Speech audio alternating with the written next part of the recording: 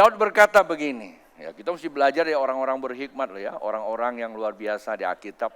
Daud bilang begini, waktu saya sekolah Alkitab, itu disampaikan juga kalimat ini. Ya, jika dasar-dasar dihancurkan, apa yang dapat diperbuat oleh orang benar itu? Ya, dalam Mazmur 11 ayat 3. Lalu Rasul Paulus tuliskan kepada Timotius, dia bilang, Tuhan tahu meletakkan dasar, yang Tuhan letakkan dasarnya teguh dan tak tergoncangkan. Pak Bu, hari-hari ini ada begitu banyak goncangan. Ya kadang-kadang kita pikir goncangan itu pandemi, ya udah gak ada pandemi, udah vaksin semua. Ya saya setuju, tetapi selain pandemi kan ada yang lebih berbahaya, yaitu goncangan-goncangan yang mencemarkan kebenaran. Tadi kami sebelum datang, saya sempat ikuti sahabat kita, dia memang seorang dosen, ya dia dosen dan dia pemahaman Alkitab luar biasa, doktor, dan sekarang dia sudah menjadi profesor.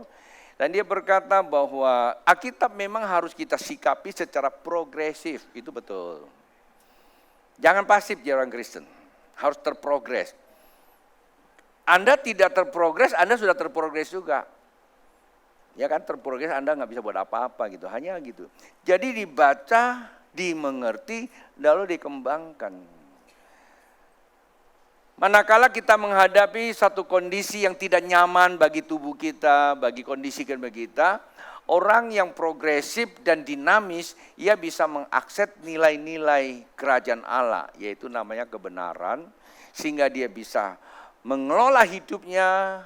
Yang pertama dia memberkati diri dia, dan dia bisa memberkati orang lain. Dan saya punya pengertian begini, sebetulnya kekristenan itu seperti pohon kehidupan. Pohon yang hidup dan jadi kehidupan. Memang begitu ya, Alkitab juga katakan kita jadi pohon juga sebetulnya. Kita ini ranting sebetulnya.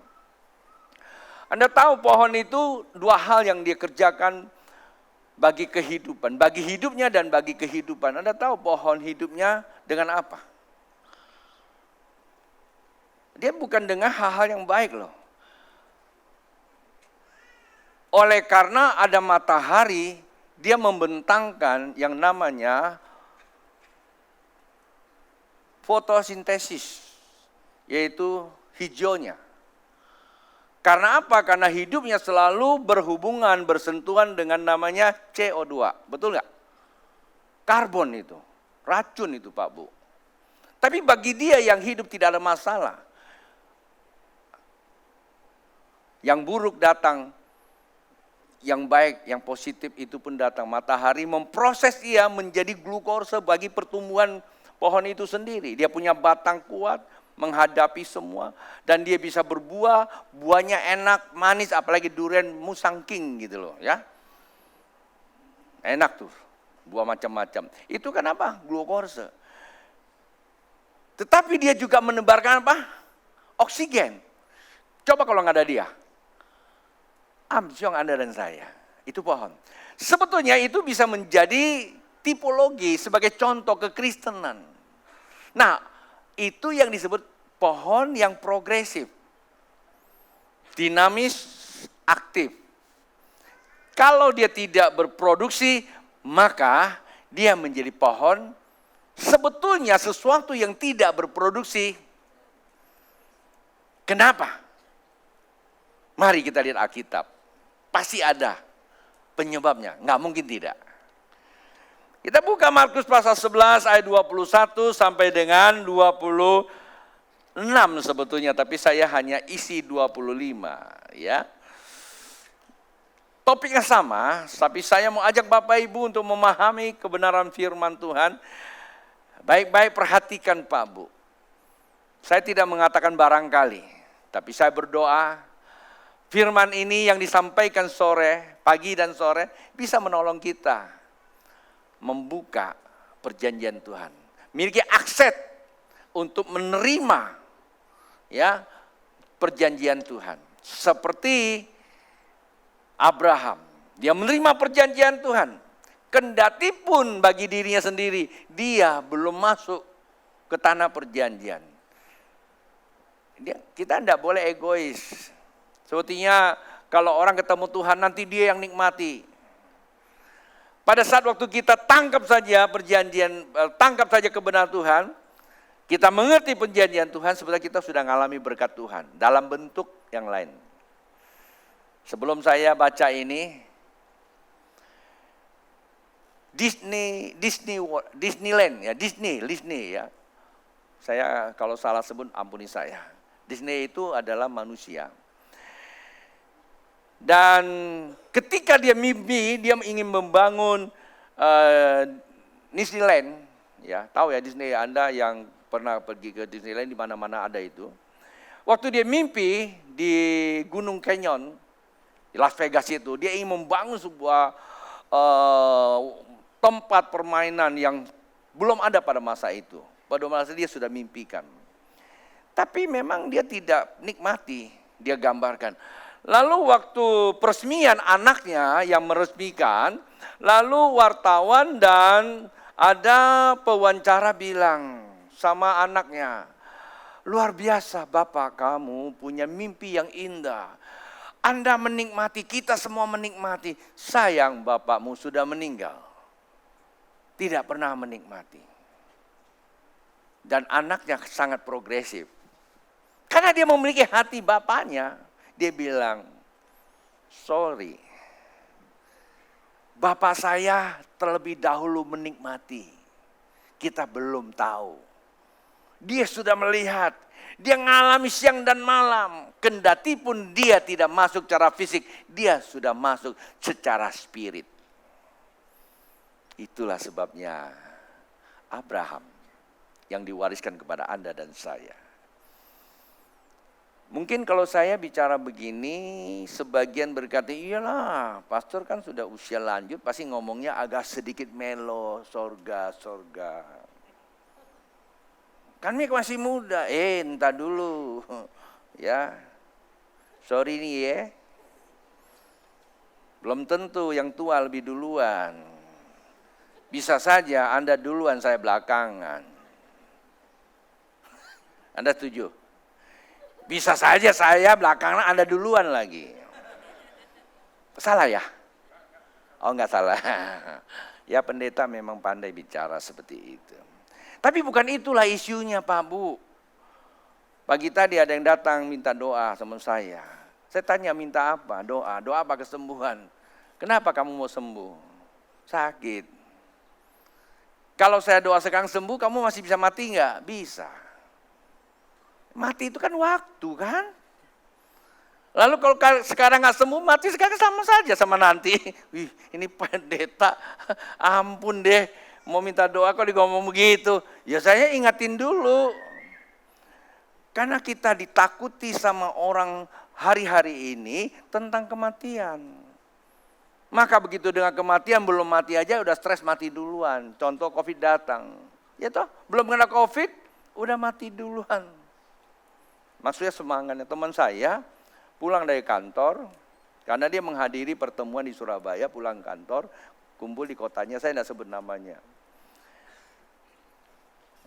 Tiba-tiba pasukan APD, tahu APD ya, yang putih-putih kayak astronot gitu loh.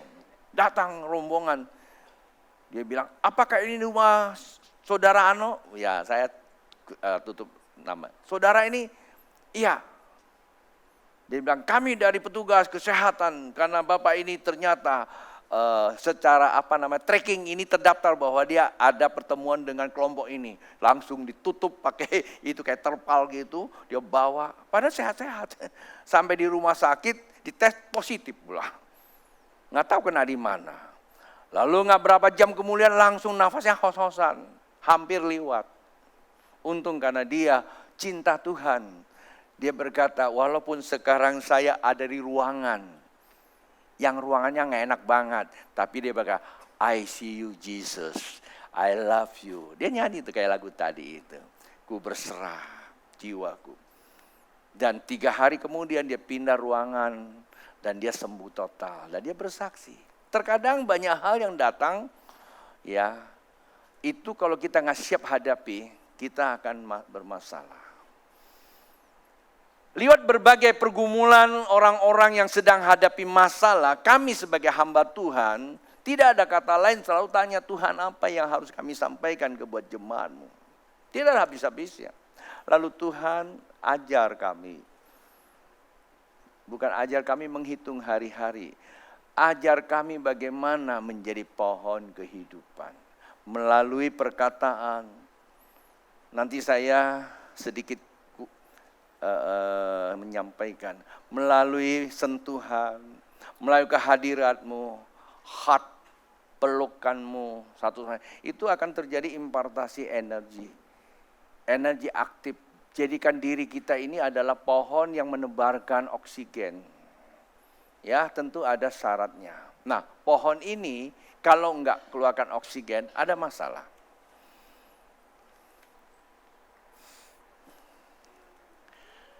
Saya bacakan buat Bapak Ibu. Saya nolong Bapak Ibu untuk baca. Bapak Ibu perhatikan saja kalimat demi kalimat dan ayat demi ayat. Ada beberapa yang saya kontraskan sebagai bahan untuk saya diskusikan. Kurang pas kalau saya bilang diskusi karena Anda tidak, ini monolog kan.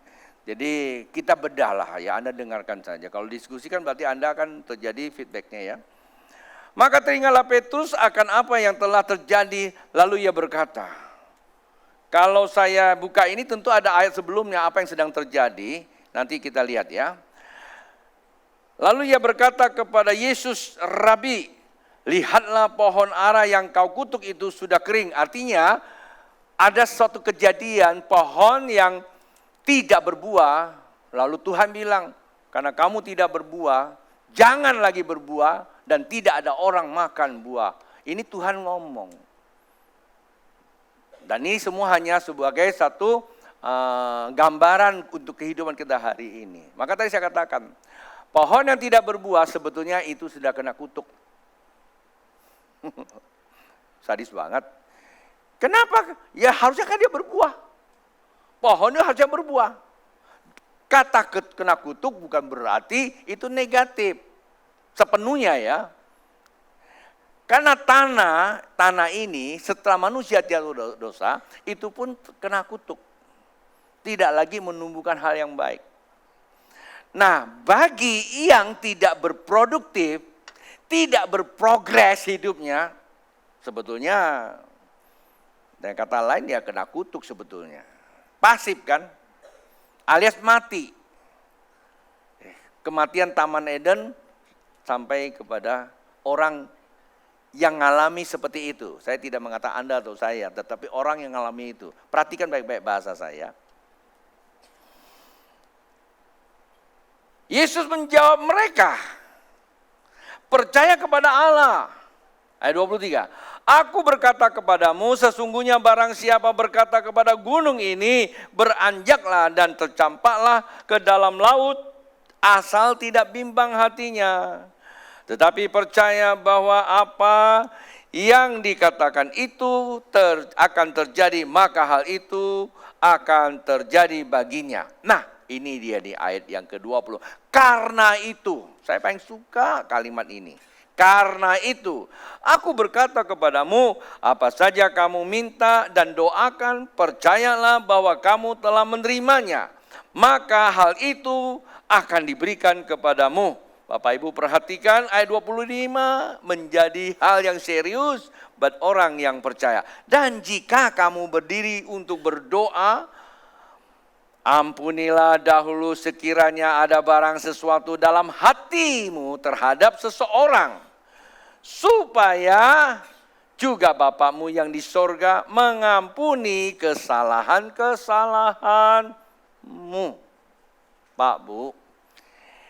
Ceritanya begini, Tuhan Yesus sedang berjalan menuju ke Yerusalem. Saya tidak usah panjang di sini, tapi di tengah perjalanan ada pohon ara, tapi tidak berbuah. Karena dia tidak berbuah, Tuhan ngomong bukan lata dia. Ya memang tidak berbuah, ya kamu tidak akan berbuah lagi. Di sini murid-muridnya mengerti itu kena kutuk. Sebetulnya begini, kalau kamu tidak berbuah, kamu tidak akan pernah berbuah. Sesuatu yang tumbuh, dia harus sesuai dengan fungsinya. Posisi harusnya sesuai dengan, dia berfungsi sesuai posisinya. Kalau Anda seorang pria, posisinya berfungsilah sebagai seorang pria. Kan kira-kira gitu. Kalau Anda sebagai seorang wanita, posisinya berfungsilah sebagai seorang wanita. Jikalau tidak berfungsi, menurut firman Tuhan yang kita baca, walaupun tidak secara kontekstual, tetapi itu bisa diaplikasikan. Sesungguhnya Anda sedang bermasalah. Saya tidak mengatakan Anda kutuk, bermasalah. Tapi bagi muridnya dibilang kena kutuk. Ya kan? Tuhan Yesus tidak kutukin kok. Tapi Tuhan bilang jangan kau berbuat lagi. Nah demikian kalau kita sebagai orang Kristen, Pak Bu, kita jadi orang Kristen kan bukan barang murahan loh. Ya. Kita ditebus Tuhan dari gubang dosa. Ini lagu digubah oleh Bapak rohani saya. Sering saya minta Sofian nyanyikan. Karena nggak tahu dia yang, mungkin hanya dia bisa nyanyi atau yang lain juga. Bisanya saya nggak tahu, tapi seringkali saya nyanyikan. Allah Yahweh yang benar. Gimana itu lagunya, Fian? Sini kamu yang senyum-senyumnya, Fian. Tolong saya. Maju ke depan. Jantung Anda sudah diganti. Ayo, jangan cuma di belakang son-son aja. Ayo, nyanyi lagu ini ya. Bisa tolong saya, Fit.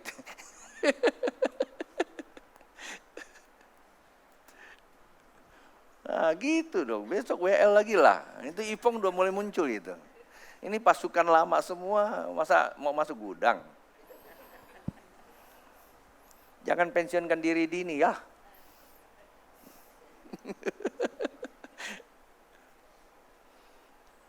Kita nikmati hadirat Allah, bukan lagunya.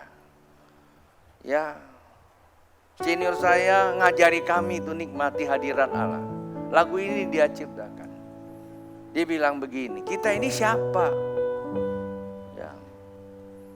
Boleh bangkit berdiri. Ini lagu sangat menggugah. Kendati pun dia mati di usia muda, tapi dia membawa banyak perubahan.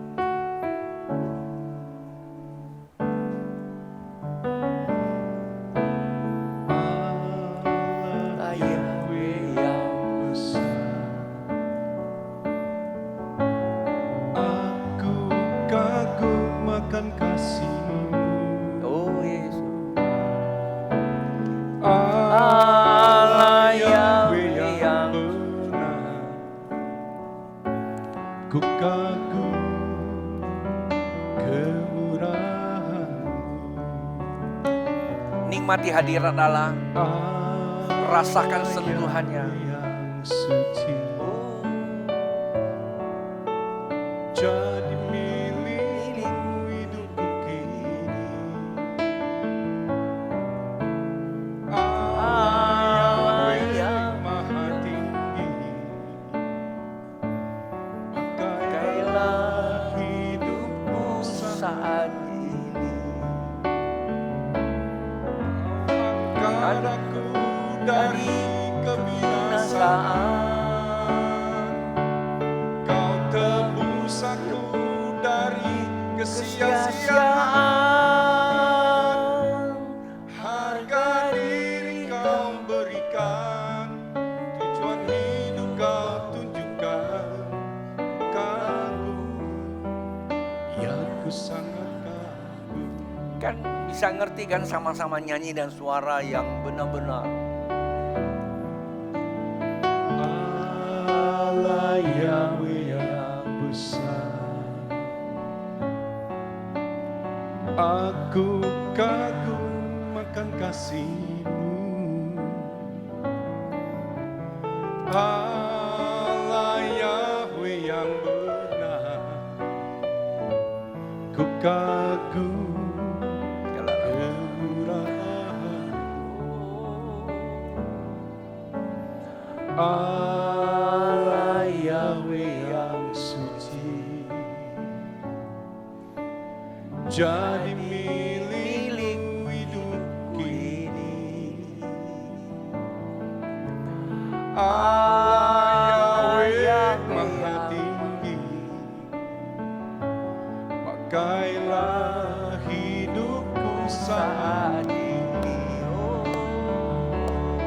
Kau angkat aku dari kebinasaan, Kau tebus aku dari kesia-siaan. Harga diri Kau berikan, tujuan hidup Kau tunjukkan. Ku kagum, ya ku sangat kagum. Oh, Angkat aku dari kesia-siaan, Kau tebus aku dari kesia-siaan. Harga diri Kau berikan, tujuan hidup Kau tunjukkan. Kagum, ya ku sangat kagum. musik mainkan dengan halus. Bapak Ibu, kita diangkat dari mana? Dari kebinasaan. Ada terlalu banyak yang kita buat selama ini karena tidak terprogres, kesia-siaan. Akhirnya kita menciptakan progres yang baru, alternatif yang membuat kegaduhan. Itu juga termasuk progres. Pinter kan? Menciptakan ide-ide. Mengambil kebenaran dengan rasionya. Karena kejengkelan, itu juga termasuk progres. Tapi bukan membawa sebuah perubahan menjadi berkat. Tapi kita membawa kegaduhan. Sepertinya kelihatannya kita sedang panen. Tapi pertanyaan, apakah Tuhan berkenan? Mungkin kita bisa lihat orang lain di luar sana dengan kesibukan berbagai macam peristiwa. Tapi terkadang kita tidak menyadari sebenarnya kita ada di bagian daripada itu. Cuman gayanya berbeda. Itulah sebabnya firman Tuhan katakan, kalau engkau tidak berbuah, kalau engkau tidak berprogres, tidak dinamis, sesungguhnya kau tidak akan pernah lagi progres. Kau tidak akan dinamis lagi, engkau hanya menjadi pohon alias mati. Ditebang, dibakar. Saya tidak tahu kapan itu datang. Saya bukan orang yang suka menakut-nakuti dengan akhir zaman. Tetapi Alkitab mencatat bahwa baca tanda zaman. Bukankah hari-hari ini ada begitu banyak hal yang terjadi sepertinya di luar logika kita. Kok itu terjadi? Coba kita sadar sedikit, bertanya kepada Tuhan, Tuhan, ada apa? Dan Tuhan pasti akan menjawab. Dia membuka hati kita untuk mengerti kondisi. Lalu dia menyatakan, ya, dia akan menunjukkan jalan masa depan Anda dan saya. Maka kita mulai berprogres. Tuhan memberkati. Silakan duduk kembali. Thank you, Sofian dan David. Nanti saya panggil lagi Fian. Lagu yang lain tentunya. Sofian itu sekarang jadi besan ya. Ya, karena istrinya sama istri saya kan kakak adik. Dulu itu murid saya dia. Ini banyak murid saya, dia nggak mau rugi. Adik saya, ipar saya juga diambil sama dia. Gak apa-apa, puji Tuhan. Dia WL, seorang worship leader sebetulnya. Tapi Tuhan sudah pulihkan, dia suka main di belakang sana, bukan main, maksudnya dia bantu di sound system. Jadi saya punya suara bisa begini karena mereka-mereka itu loh yang ada di belakang. Ya sekali-kali Ya pulang cuma nyalami pendeta, kadang-kadang pun tidak disalami, nggak apa-apa sih sebetulnya. Tapi tolong yang belakang itu juga dong, say hello, thank you ya kalian ya.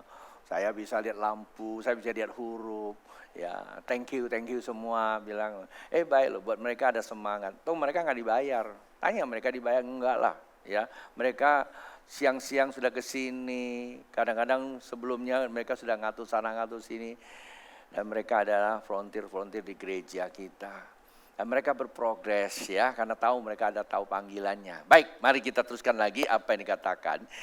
Nah, pertanyaan Petrus itu dijawab oleh Tuhan. Apa yang dikatakan Tuhan? Karena itu dia bilang, karena gini, bahwa pohon yang diasumsikan oleh murid dikutuk Tuhan. Padahal Tuhan katakan kalau dia tidak berbuah maka tidak akan berbuah lagi. Kalau Anda baca di ayat-ayat sebelumnya, maka Yesus berkata sesungguhnya, nah ini dia penting, ini bagi Anda. Sesungguhnya barang siapa berkata kepada gunung ini beranjaklah, tercampaklah ke dalam laut, asal tidak bimbang hatinya. Ada kata kunci, ada kata penekan, asal tidak bimbang hati. Jadi persoalan ada di hati lagi ya. Tetapi percaya bahwa apa yang dikatakan itu akan terjadi.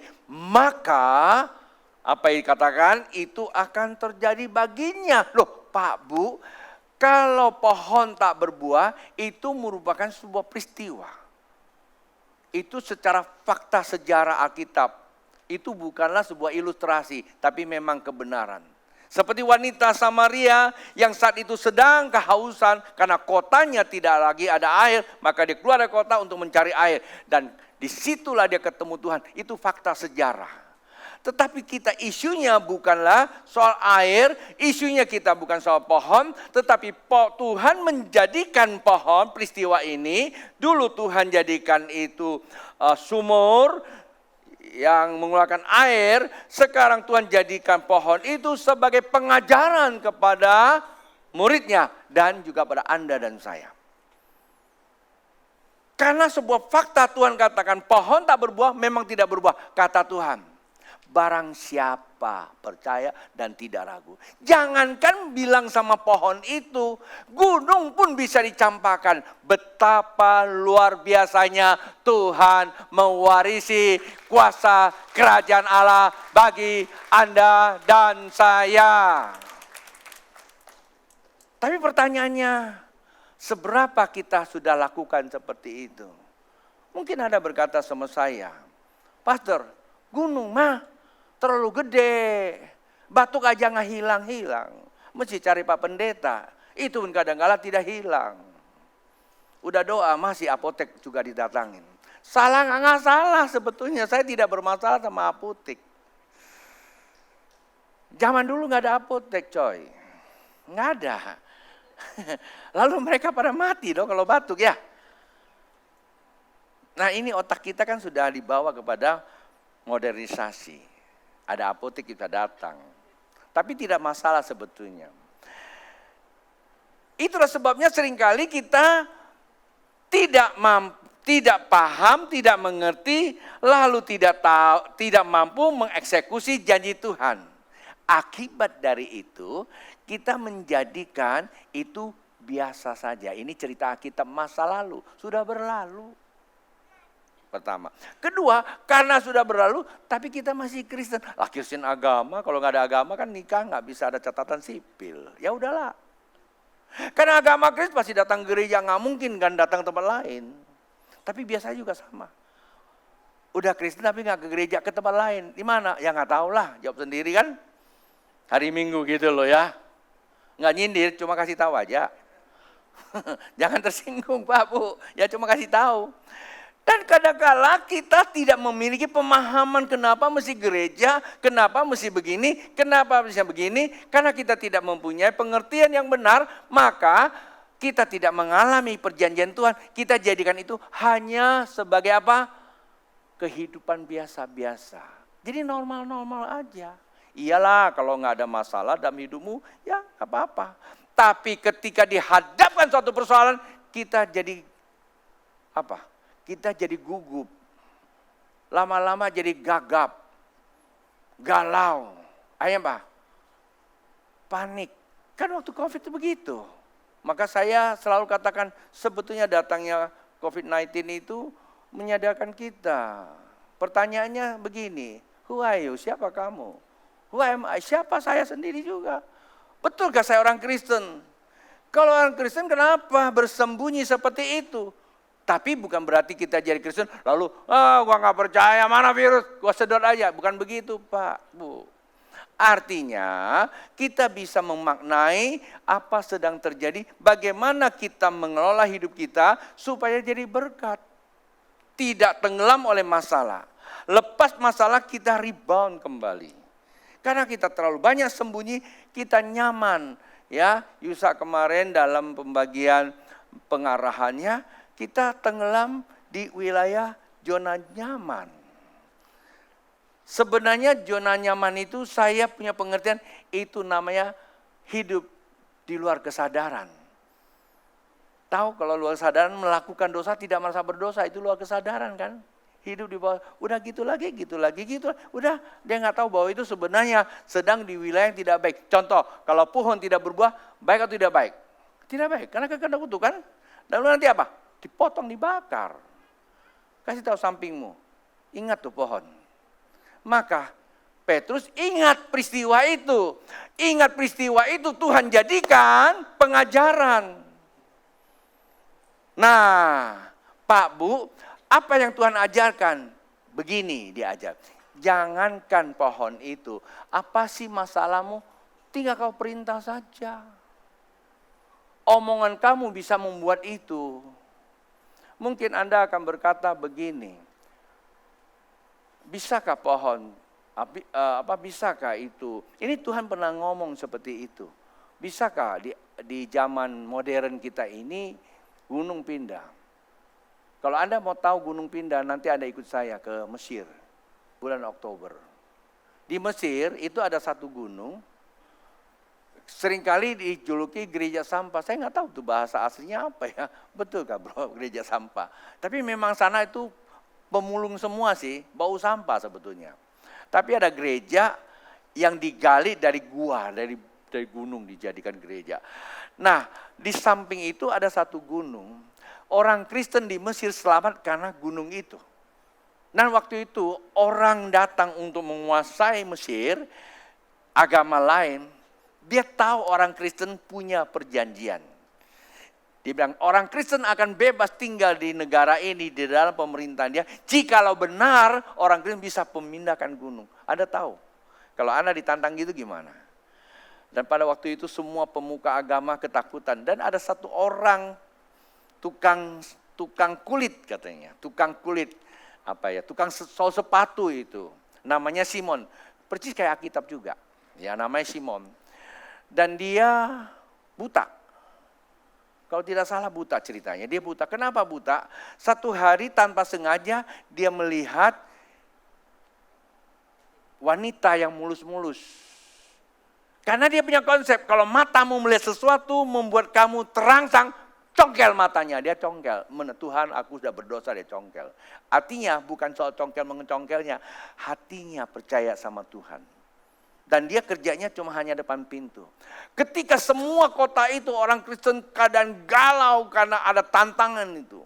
Gugup, galau, kacau, panik semua. Lebih dari pandemik. Mau bagaimana atasi? Kalau kita tidak bisa pindahkan gunung, kita semua harus ganti kepercayaan atau dipancung. Datanglah si itu, Simon itu. Dia bilang, kenapa mesti takut?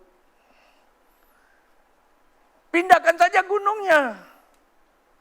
Lu gimana pindahkannya? Apa dicongkel?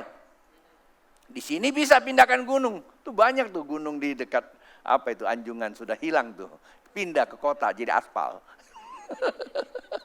Tanya Ayub gimana ceritanya. Dari aspal pindah ke kantong. Bukan yang begitu Pak Bu ya. Dan dia bilang bisa pindahkan karena kita bilang bisa kok. Karena bukan ingin dia, tetapi kondisi membuat dia harus begitu. Lalu dipanggillah raja itu ya. Lalu pada hari itu kumpul semua, ya dia bilang, Ceritanya raja sebelah sini, orang-orang yang punya agama ini yang menguasai Mesir, dia di sebelah sana berseberangan di bukit itu. Lalu dia bilang sama Tuhan, dia berdoa, dan tiba-tiba si raja bisa ngelihat dia. Nggak tahu memang gunungnya pindah, terangkat, atau memang Tuhan buka mata si raja. Dia lihat mereka kumpul di situ, orang Kristen yang lagi berdoa. Kaget rajanya, gunungnya terangkat. Langsung dia percaya sama Yesus. Lalu saat itulah orang Kristen di Mesir tidak diganggu. Sampai hari ini ada gerejanya. Pak Bu, ini sebuah kisah nyata. Jadi ini membuktikan bahwa apa yang Tuhan katakan itu iya dan amin. Firman Tuhan yang keluar itu bara, kekuatan daya cipta. Kalau saja Anda tidak dihadapkan untuk pindahkan gunung, saya tidak tahu masalah apa yang Anda sedang hadapi yang tidak berbuah, pohon apa. Barangkali Anda sudah usia 30, kok nggak ada yang nyantol-nyantol. Itu jadi gunung yang jadi pohon yang tak berbuah, jangan takut. Katakan, aku cantik, aku ganteng, nanti juga ada pasangan, selesai itu barang. Ya kan? Itu kalau Anda yang sampai hari ini masih jomblo. Ya, jangan ngacain kamu ini lahir dari mana, muka lu muka apa, dasar lu orang kampung, ya banyak jerawatan maka tidak ada yang mau. Jangan. Aduh, pendek banget, ya. Aduh, kamu ini terlalu banyak untuk diri, kamu tidak bisa bilang bahwa kamu itu Tuhan ciptakan luar biasa. Dan katakan kata-kata positif apa, sehingga itu namanya apa? Namanya neurolinguistik ya. Perkataanmu itu linguistik, itu bisa mempengaruhi seluruh reaksi neurosistemmu, sarafmu. Ya, karena ada sentuhan-sentuhan energi mengubah seluruh sel kamu membentuk sistem baru, saraf baru. Saraf ini menjadi apa? Ada reaksi ke perkataan kamu. Waktu kamu lagi jalan, itu ada magnetnya. Pagi tadi saya memberikan contoh, ada yang bertanya, maksudnya apa medan magnet? Ada tahulah kalau medan magnet, anak sekolah pasti ngerti. Medan magnet itu adalah pertemuan dua atom, positif dan negatif. Biasanya disebut, itu adalah proton dan elektron. Ketika terjadi bersinggungan maka ada ledakan. Nah, biasanya disebut medan magnet atau medan listrik. Ya kan? Kalau listrik dia bisa memberikan penyengat orang. Kalau medan magnet dia bisa menarik yang bisa ditarik, yaitu kalau yang ada unsur logam. Dia anti dengan ada antinya juga. Nah, kalau saya menggunakan istilah hati kita menjadi medannya magnet ilahi. Kalau dia sudah membawa sebuah ledakan, dia akan menstimulasi seluruh saraf tubuhmu. Ada yang bertanya sama saya, Pastor, kenapa orang itu ditumpangin tangan atau tidak tumpangkan? Pastor tiup. Kayak jampe-jampe aja. Saya bilang saya punya tiup angin, itu keluar energi ilahi Allah yang aktif positif itu dengan yang negatif ini sudah terjadi medan magnet di dalam tubuh saya. Dan Alkitab catat bayangan Petrus kan juga bisa menyembuhkan orang. Kemudian sapu tangannya Paulus juga bisa. Jadi sebenarnya seluruh tubuh kita itu menjadi apa? Wadah untuk mentransferkan energi ilahi Allah. Pertanyaannya apakah Anda sudah mengalami namanya full charge itu Kak Sam bilang full charge. Udah diisi belum kayak aki itu diisi belum? Kalau belum diisi ya Anda mau nyetrum apa? Ya. Sampai apa itu? Nah, kucing bertanduk juga tidak bisa nyetrum kalau nggak diisi. Ya kan? Maka tidak produktif, mesti diisi dulu. Nah, Tuhan katakan seperti itu. Kamu ngomong gunung bisa. Kamu boleh penyakit bilang bisa. Tadi ngomong sama saya, yang aku baru pikir aja loh. Mau pengen telepon orang itu, dia udah muncul. Nah tuh lihat aja, baru pikir. Hati-hati kalau pikir yang lain-lain loh. Muncul semua kan. Ya katakan aja, kalau Anda di rumah, dompetnya lagi kurang isi, bilang, isi ya. Dia langsung energinya tuh bergerak tuh. Dia narik kan. Bukan berarti narik dompet orang. Ya nanti kalau bicara ini ada di seminar mencapai puncak sudah berapa, yang keberapa belum dibuat lagi. Nanti saya ajarin tentang soal itu. Oke, Pak Bu. Artinya setiap daripada kita memiliki kemampuan untuk berkata-kata mengeluarkan kuasa. Luar biasa kan? Coba Bapak Ibu kekristenan seperti itu. Buat kita itu ada apa? Ada kedamaian. Ya, waktu kami masih remaja, ya, jadi kumpulan kami ada latihan kungfu dulu, namanya Shaolin kungfu.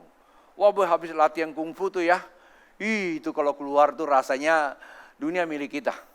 Yang lain semua kita bisa piting aja. Apalagi kalau nonton filmnya Cengkuang Tai itu kalau keluar di bioskop, nggak mau jalan di bawah, jalan atas bangku lompat-lompat itu. Udah kayak dia aja. Macam-macam orang kalau macam-macam langsung kita sikat aja. Tapi kita tidak tahu bahwa nggak semuanya kita hebat kan. Saya pernah sekali waktu saking pagi-pagi saya lagi jogging itu, ada serombongan anak-anak muda itu lagi duduk.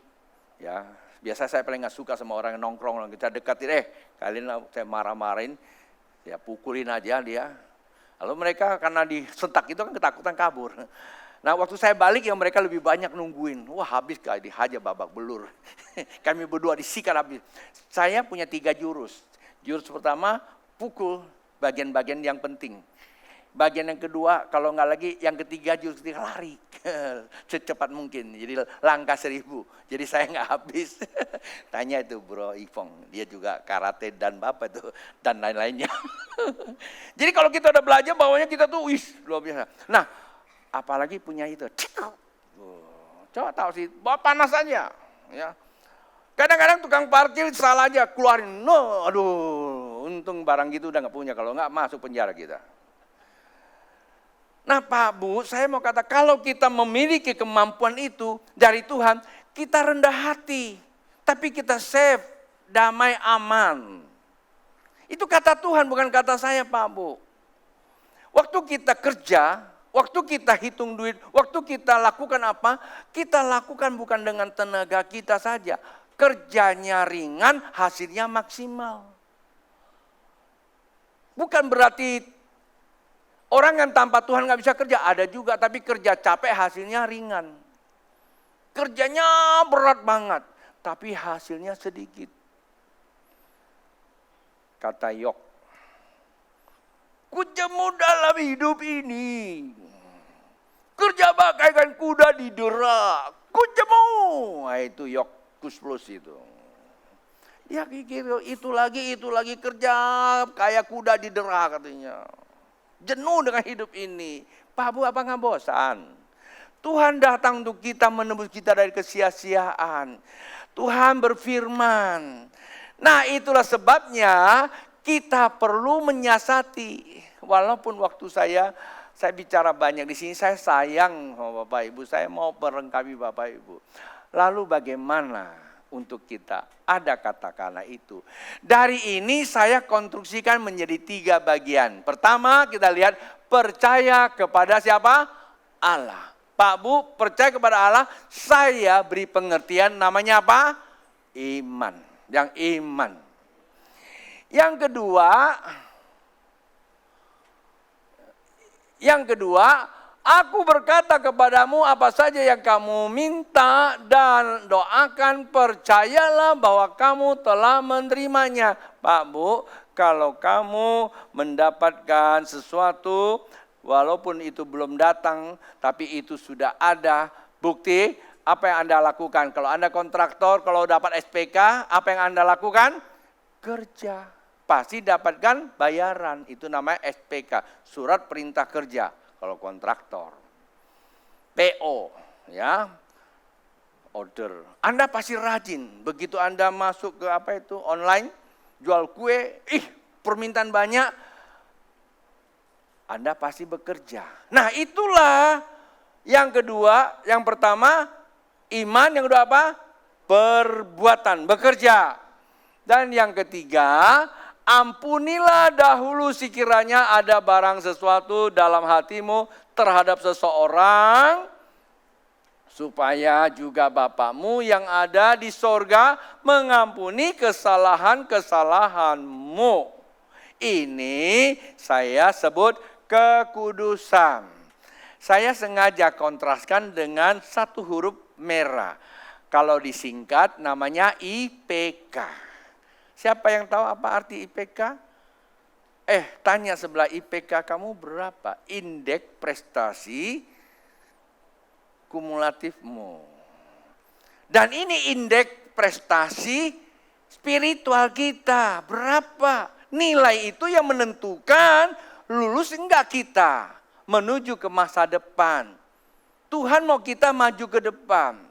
Walaupun berat kalau kita bersama Tuhan, satu langkah lebih satu langkah.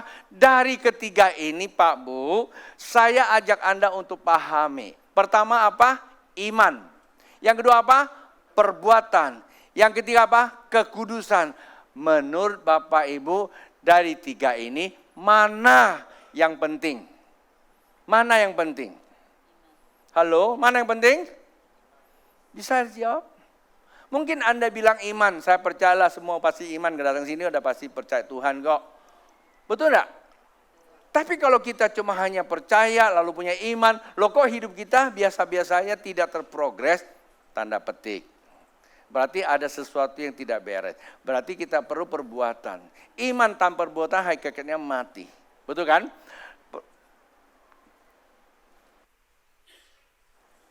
Perlu perbuatan. Oh, kita sudah punya iman, kita sudah melakukan macam-macam. Kita rajin ke gereja, rajin berdoa, rajin puasa, bahkan baik perpuluhan.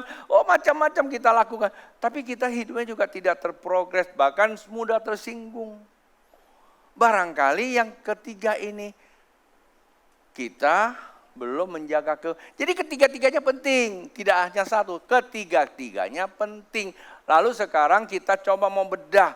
Untuk kita bisa mengeluarkan kata-kata, bisa mengeksekusi apa yang Tuhan janjikan kepada kita. Dan itu menjadi kepastian. Maka saya istilahkan iman kasih karunia adalah kepastian. Dan iman kasih karunia adalah kepastian. Bagaimana kita memperoleh itu semua? Yang pertama kembali lagi namanya iman. Ya. Nah, iman yang benar itu bagaimana Pak Bu? Perhatikan baik-baik. Saya suka ini ayat-ayat. Karena ini yang menolong saya bisa jadi pendeta sampai hari ini. Iman di sini bukan sekedar percaya Bapak Ibu, perhatikan. Bilang sama sampingnya, bukan sekedar percaya. Lalu percaya model apa? Kita lihat. Nah, ini dia. Dan sementara di Yerusalem, ya di Yerusalem atau Yesus, hari raya Paskah, banyak orang percaya dalam namanya. Karena mereka telah melihat tanda-tanda yang diadakannya. Seringkali kita mau percaya Tuhan kan mau lihat tanda-tanda sesuatu. Saya bilang Tuhan hadir, belum tentu banyak orang percaya dia hadir. Mau lihat tandanya. Ya kan? Akhirnya pendeta kadang-kadang terdesak oleh karena itu, ya dia bertanda juga. Panggil, tiup, langsung mental. Oh, Tuhan hadir baru percaya. Pak Bu, yang begituan tidak akan membuat Anda bisa jadi orang Kristen yang progres. Kalau udah gak ada gitu, ya cari lagi tempat lain yang bisa terbang mungkin. Kalau mau lihat yang mujizat luar biasa, maaf, tanda petik, pergi ke Singkawang. Banyak gitu. Pendeta gak berani tuh. Enggak masalah ya. Sini hari-hari ini banyak nanti dilaporin lagi. Saya kan nggak singgung agama orang. Ya kan? Betul nggak? Kalau mereka begitu. Itu semua adalah bagian dinamika dinamika daripada kegerakan Tuhan. Tapi bukan itu tujuannya. Tujuannya kita tidak boleh percaya karena tanda-tanda itu. Tadi pagi ada yang bilang sama saya, waduh saya salah kok. Dia tanda, kalau dia tanda-tanda lain masalah. Ini tanda-tanda yang Tuhan buat loh ya. Kita cuma pengen. Kalau salah malam ini sebetulnya saya diminta untuk memfasilitasi seorang hamba Tuhan dari Nigeria. Dia nggak bisa masuk disebabkan karena visanya belum dapat. Kalau tidak salah. Lalu mundur ke bulan depan kalau tidak salah. Tapi sebagian ada orang rasanya nanya sama Nyak. Haji Abbas lagi. Maaf, maksud saya jalan Haji Abbas. Ya, gereja kita kan jalan Haji Abbas. Si Abbas datang nggak? Tanya, kenapa? Ya kalau datang gue mau ibadah lagi. Boleh nggak salah? Nggak salah juga. Nggak salah, saya mau katakan maaf ya kalau Anda orangnya di sini. Nggak salah. Cuman kalau kita minat lihat orang dan tanda-tanda apa yang dibuat, saya hanya berkata satu hal. Kurang terprogres.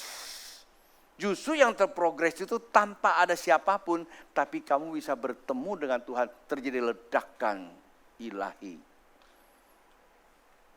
Kalau Anda nggak percaya, nanti bulan Agustus, hutan berantara, 4 tahun yang lalu saya sama Ayub pergi sana, karena kami tahu bahwa di situ akan dibangun ibu kota. Kami datang itu masih hutan. 3 tahun lalu saya dibantu oleh Johan ke sana, itu masih hutan, tapi udah ada satu, tungkul ya. Apa itu namanya itu? Tungkul lah ya. Ya begitulah. Belum apa. Tapi nanti bulan Agustus tahun ini, Anda lihat, di malamnya akan nyala terang menerang. Nggak ada generator, nggak ada pembangkit listrik, air. Tapi dari mana nyalanya? Karena ada matahari. Kan matahari siang hari, Pak Pendeta. Nah itu dia mujizat. Matahari yang siang hari itu dibawa turun pakai kaca, ditampung, namanya fotovoltaik. Kalau tadi fotosintesis ini voltaik. Kemudian baru dialihkan ke aki raksasa, mungkin saya juga nggak ngerti karena bukan orang elektro. Lalu itu nanti disalurkan ke seluruh IKN. Itu nanti ada di Kaltim. Kita semua senang ngelihat ke sana. Sebenarnya nggak usah, rumahmu juga bisa. Jangankan rumahmu, WC-mu juga bisa nyala. Tinggal Anda ke toko, beli panel solar energi. Naikkan ke atas, tarik kabel, pasang lampu aki, nyala itu WC kamu. Paham nggak maksud saya? Hadirat Allah itu hadir di mana? Nggak ada tempat bisa batasi dia Pak Bu. Nggak ada tempat. Daud berkata, kemana aku menghindari hadirat-Mu ya Tuhan? Maka itu mati itu bukan soal kematiannya. Mati itu soal kamu percaya Tuhan atau tidak. Karena Daud berkata, di alam kematian engkau juga ada. Saya pikir siapa yang rajin dan temenin orang mati di kuburan? Anda mau pacar yang kamu sayangi, istri yang kamu sayangi, suami yang kamu sayangi, mati, nangis sampai meraung-raung. Tapi begitu malam lihat kuburannya, wih ada hantu. Ya toh?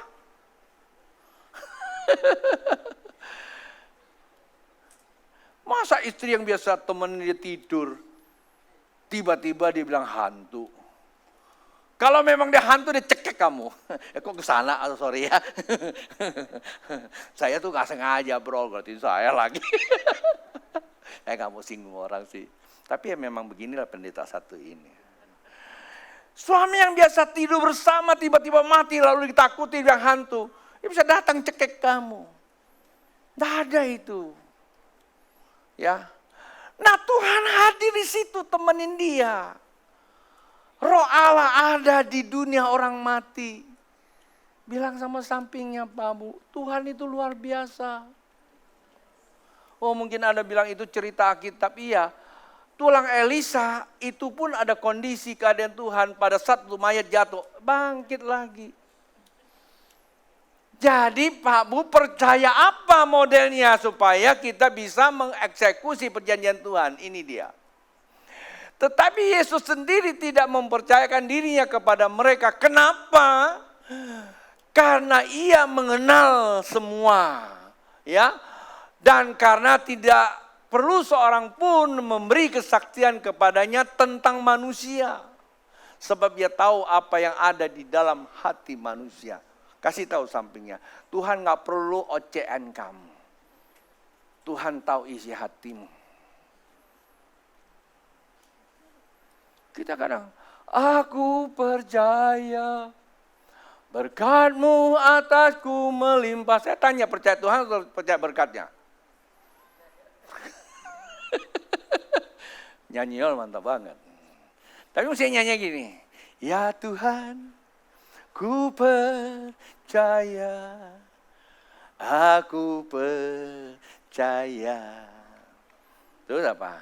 Lewati lembah air mata, aku percaya. Oh, Tuhan langsung peluk kita. Anak, begitulah Papa mengasihi kamu. Kita kadang-kadang pengennya kalau diberkati baru percaya kan. Tuhan lihat hati kita loh. Itulah sebabnya Abraham beda dengan yang lain. Abraham dikasih lihat sama Tuhan bintang. Disitulah Tuhan katakan nanti keturunanmu bagaikan bintang di langit. Abraham percaya.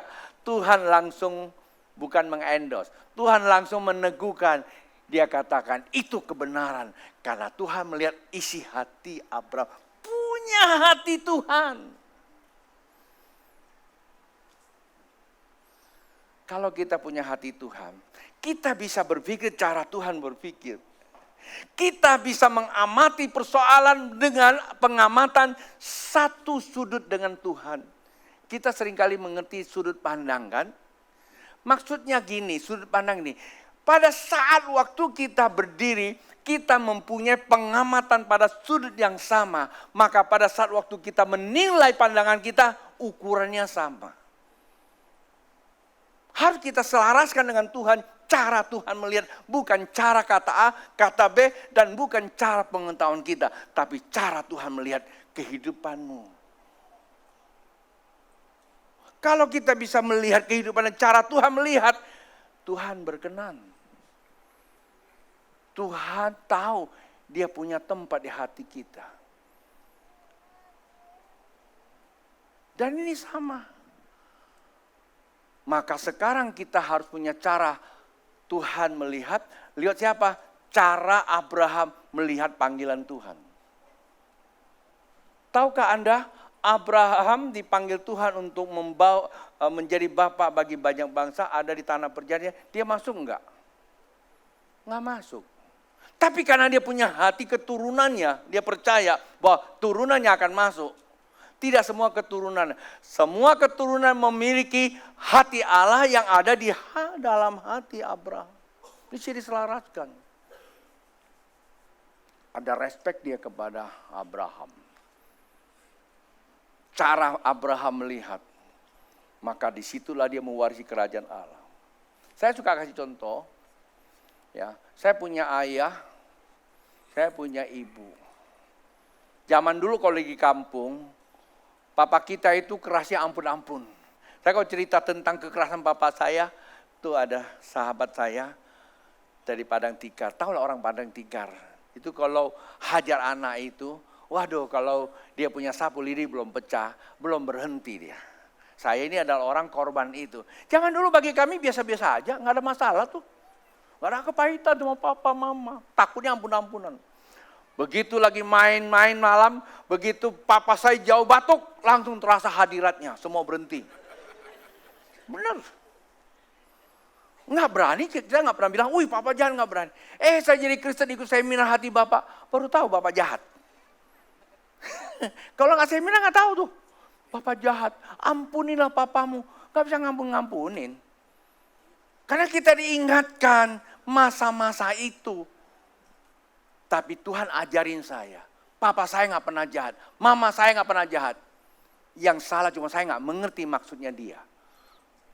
Begitu saya mengerti, saya gak pernah ingat sedikit pun kesalahan dia. Yang saya ingat cuma kesalahan saya terhadap dia.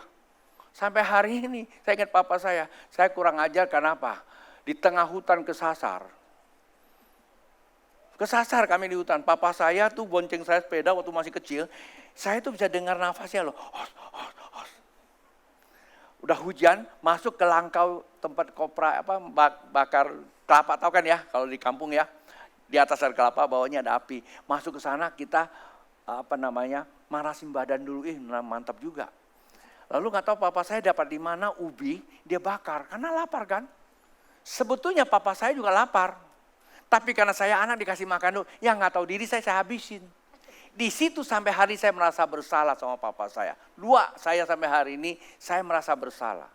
Kalau bisa saya bangkitin, saya bayar dulu. Sekali waktu dia minta uang nggak banyak, 500.000, dia mau pulang kampung, saya nggak kasih. Saya takut dia pulang nggak balik lagi. Saya bawa dia ke Jakarta, saya nggak boleh pulang kampung. Padahal dia kepengen pulang kampung, saya nggak kasih. Kalau mau pulang sama saya. Sampai dia mati nggak pulang kampung, 2 hal saya bilang ini yang saya belum bayar. Yang lain kerja saya nggak pernah punya lagi simpan di hati saya. Maka saya mewarisi nilai-nilai apa yang Tuhan janjikan pada papa saya. Walaupun hidupnya dia belum percaya Tuhan. Waktu mati dia dapat percaya sama Tuhan. Anugerah dia. Kadang-kadang kita suka ingat ya kesalahan orang ya. Betul nggak? Dan itu membuat kita tidak progres. Ingat kebaikan. Hanya satu pun nggak apa-apa. Ingat istrimu yang kebaikannya. Kalau bicara kejelekannya, waduh namanya ibu-ibu, apalagi usianya udah mulai meningkat, rajin bicara. Rajin bicara. Gape. Gangsing kalah. Kadang-kadang itu radionya yang rusak nggak kalah sama itu suaranya. Ya itu kan memang ibu-ibu kan. Maaf ya ibu-ibu ya. Ya kita syukuri ada orang yang seperti itu. Tapi jangan kita jadikan itu sebagai bahan. Saya ngomong sama Erna, kita lagi diskusi. Saya bilang, kalau usia ibu-ibu kalau di atas 50 tahun, kebanyakan lebih cerewetnya. Kalau bapak-bapak di atas 50, kebanyakan bijaksana. Benar. Berbahagialah, karena Tuhan sudah memperlengkapi seperti itu. Ya kan? Lihat kebaikannya. Suamimu juga lihat kebaikannya dia. Jangan tiap hari dia ngoroknya, joroknya, malasnya. Itu tidak progres. Hidupmu tidak bisa menjadi berkat. Benar. Lihat kebaikannya itu menstimulasi seluruh reaksi tubuh kamu. Kamu berdiri aja jadi berkat tuh. Tubuh kamu jadi berkat. Jadi saya berkata gini, kita harus bisa punya isi hatinya. Pagi tadi saya bilang sama teman-teman Pak Yos itu. Nah ini Ayub ada di sini.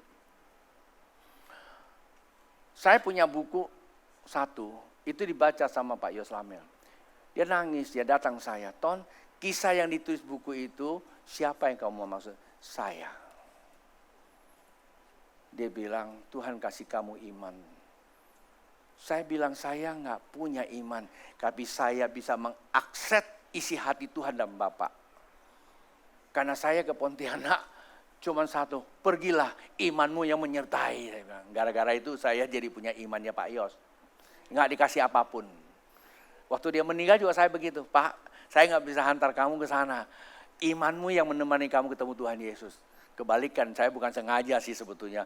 Sudah saya ucapin, ingat, iya ya. Dulu dia juga ngomong saya begitu, itu iman ketukar iman namanya. Ya iman ketemu iman. Jadi buku itu saya tulis, lalu ada seorang bapak di Tasik. Dia baca buku saya, 1,5 tahun dia tungguin mau ketemu saya. Nggak tahu kenapa saya juga nggak ngerti, gembala seniornya dia kan wakil gembala. Bikin sesuatu kayak susah banget ketemu saya. Waktu itu saya sama si Ayub. Diajak kami makan malam, biasa kan khotbah nih. Duduk samping, dia duduk samping saya, dia bilang, pendeta, boleh nggak berbagi? Dia bawa bukunya. Kenapa? Isi buku ini tolong dong ceritain. Saya ceritain dia dengerin aja. Dia bilang terima kasih ya Pak Pendeta. Lalu bagi tugas besok pagi pelayanan. Jam 7 saya khotbah, selesai khotbah, saya kasih mic. Kan lawatan tuh waktu itu. Wah semua di zaman tuh. Saya kasih mic sama dia. Langsung haleluya, haleluya. Saya pikir dia dilawat Tuhan juga. Tumbang ke belakang.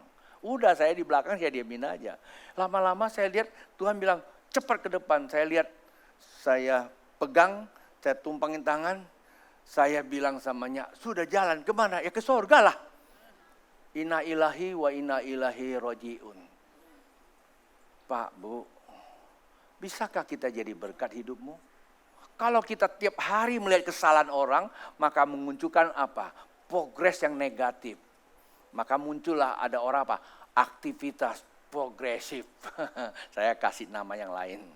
Ya, kerjanya cuma apa? Cari kepintaran, nyerang orang lain.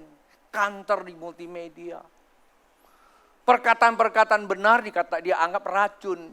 Yang racun dianggap benar. Nggak bisa progres Pak, Bu. Perbuatan, nah ini dia. Bagaimana kita bisa berbuat? Tentu iman. Iman timbul dari apa? Pendengaran dan pendengaran oleh firman Kristus. Kamu lihat bahwa iman bekerja sama dengan perbuatan-perbuatan. Dan oleh perbuatan-perbuatan itu iman menjadi sempurna. Kalau Anda percaya, jangan lihat hasilnya. Lakukan terus-menerus. Saya punya dosen, guru, itu namanya Ekbat. Dia di Amerika. Kemarin Kak Sam ingetin saya, kamu ketemu dia nggak Ton? Saya bilang sudah lama nggak pernah ketemu. Dan dia bilang sama saya, Ton, kamu tahu nggak? Batu yang keras dititis air terus menerus itu juga bolong. Lalu dia bilang, kalau pintu orang yang nggak mau buka, kalau kamu punya keyakinan bisa buka, gedor terus, kamu bisa buka pintu ini. Benar loh. Aku pernah cari pintu yang paling susah, tahu nggak rumah siapa? Rumahnya Lim Xiaoliong. Aku mau pengen tahu saya bisa masuk nggak ke rumah dia. Nggak kenal sebetulnya. Tiap malam saya datang, jangankan datang, baru liwat aja satpamnya udah gede-gede banget. Terus saya cari karena komplek kan, salah satu anaknya yang direktur, ya sekarang berkuasa, dia selalu kalau sore suka betul salam. Saya kalau liwat saya bilang, selamat malam Pak Anton. Ada apa kamu? Wah pertamanya dia responin, saya bilang saya dari perusahaan ini, wah langsung saya diusir. Usir itu berkat. Itu saya belum Kristen loh. Tiap hari saya datangin. Kalau saya lihat saya mampir. Hampir 1 tahun lebih tuh. Waktu malam hujan-hujan. Dia di atas genteng lagi betulin. Gak tahu betulin apa. Saya dekat. Pak lagi betulin. Iya. Kamu malam-malam masih keluyuran. Bukan Pak, saya punya tugas. Tuh kamu ngapain sini? Saya punya tugas ke sini, dikirim oleh perusahaan ketemu Bapak. Oke, tunggu sebentar ya. Kali ini dia suruh tunggu, dia turun, masuk. Lu kehujanan, lu minum dulu ya. Saya disuruh minum. Perusahaan apa yang utus kamu di sini? Perusahaan saya utus ke sini promosikan alat. Saya mau jual barang sebetulnya. Ya udah masuk, mau apa lagi? Saya lihat dia duduk, saya bilang, Pak, Bapak suka duduk sini? Iya. Anak Bapak suka duduk sini? Bukan duduk lagi. Tidur-tiduran. Saya bilang, iya. Saya lihat bangku Bapak, ini harga pasti mahal. Pasti mahal orang kaya kan. Pasti mahal. Ini belinya pasti luar negeri nih Pak. Saya pegang, saya bilang bagus banget ya. Dia senang, saya puji-puji dulu. Pak, kita mau lihat Pak, bersih gak sih Bang? Ini pasti bersih. Saya pakai kain putih, saya sedot pakai vakum cleaner. Pasti keluar, banyak tungau. Banyak debu. Pak, ini kalau masuk ke paru-paru anak Bapak masa lalu. Saya gak nyangka ya. Iya, maka itu saya datang ke sini Pak kasih tahu. Saya gak nawarin barang, dia nanya berapa duit tuh barang itu. Karena barang itu di toko kagak ada, yang ada cuma kami. Saya bilang murah Pak, buat Bapak murah. Ya, karena dia tanya harga, saya tanya, mau beli atau enggak? Enggak boleh, kalau mau beli enggak, pikir-pikir dulu. Kirim kapan? Besok lusa kan, kalau bilang mau pasti pikir-pikir. Kapan dikirim? Besoklah kamu kirim, ya, jangan tanya beli berapa. 1 cukup ya. Jangan dibilangin ya. Kita cuma bilang, ini kalau begini rumah besar mungkin di atas 2 biji. Kamu hitung-hitung berapa? Ya 4 lah Pak. Ya udah kirim 4. Jadi bahasa kita ini membuat dia jawab iya atau iya. Nggak boleh iya atau tidak. Itu diajarin. Tekun, lakukan terus menerus. Tanyanya waktu saya jadi salesman selalu top 10, 10 besar. Dunia loh, bukan Indonesia loh. Maka Samington bilang, iya kan kalian itu memang jago yang begituan. Mama saya bilang, Ton, burung juga bisa turun ketemu kamu. Burung bisa turun. Jauh kayak penlok lah itu. kayak sui kongke tahu itu. Pas jadi pendeta pula. Ya kan? Kalau saya mau nipu kalian, wah habis uang kalian. Tapi saya nggak pernah mau lakukan. Saya ngerti cara bagaimana buat Anda itu tertarik sama saya. Tuhan tegur saya. Betul. Bilang apa? Tekun bekerja. Kalau mau buka yang lain, aduh kamu tidak akan pernah lihat progres dalam hidup kamu. Bilang ketekunan. Yang terakhir. Ya. Ini ayat tambahan nih kedua. Sebab kamu tahu bahwa ujian terhadap imanmu itu menghasilkan apa? Ketekunan. Dan biarkanlah ketekunan itu memperoleh buah yang matang supaya kamu menjadi sempurna dan utuh dan tidak kekurangan suatu apapun. Nah, ini yang terakhir. Kekudusan. Nah, Pak Bu, kalau kita sudah punya iman, kita tekun, belum tentu lo bisa progres kalau ini nggak beres. Apa itu? Kita lihat aja. Sebab itu jika engkau mempersembahkan persembahanmu di atas mezbah dan engkau teringat akan sesuatu yang ada dalam hati saudaramu terhadap engkau. Kadang-kadang kita itu dilukai tapi tanpa sengaja kita itu melupakan. Hukum itu nggak bisa dilupakan. David pernah cerita begini. Pak, itu kan ada gula namanya gula apa? Dulu bilang gula jagung kalau nggak salah. Kan kalau orang diabetes makan gula itu kan nggak apa-apa ya. Tapi menurut penelitian, makan gula itu juga bisa memicu terjadinya diabetes. Saya bilang, Fit, lu tahu nggak? Hukum dalam tubuh kita itu keniscayaan. Ada satu sensor. Ya, namanya neurotransmitter. Dia hanya akan bekerja, kita punya ini sesuai dengan rasa, bukan nilai. Nilai gula, manis, kan ada nilainya. Tetapi kalau rasa dia nggak perlu, dia itu hanya netral. Apa yang kau rasakan itu yang terjadi. Dan dia akan menstimulasi kita punya sel lain atau organ lain. Saya bukan dokter ya, ini ada dokter di sini. Ada organ lain namanya apa? Organ yang bisa memproduksi namanya insulin. Begitu rasa manis, dia akan bekerja, keluarin insulin. Padahal nggak ada nilai manisnya. Lama-lama yang hancur apa? Ginjal kamu. Artinya emosi kita, perasaan kita itu tidak kenal barang. Contoh yang sederhana, Anda bayangkan mangga, Anda pasti ngiler. Padahal mangga aja kan nggak ada kan. Perasaan nggak bisa dibohongin. Dia tetap bekerja sesuai perasaan kamu. Itulah sebabnya di situ dikatakan, kalau ada orang yang bersalah sama kamu, kamu sakit hati, tapi kamu melupakan, nggak bisa. Tetap itu menjadi pintu penghalang. Jadi penghambat terjadinya produksi untuk menjadi berkat. Nggak bisa progres. Gimana caranya? Kalau ada orang yang menyakiti kamu, ayo, ya, cari dia, ajak ngopi bersama. Sakit sih betul. Baca buku saya itu, sakit betul. Tapi tatap dia, ajak dia ngobrol, lama-lama hilang itu.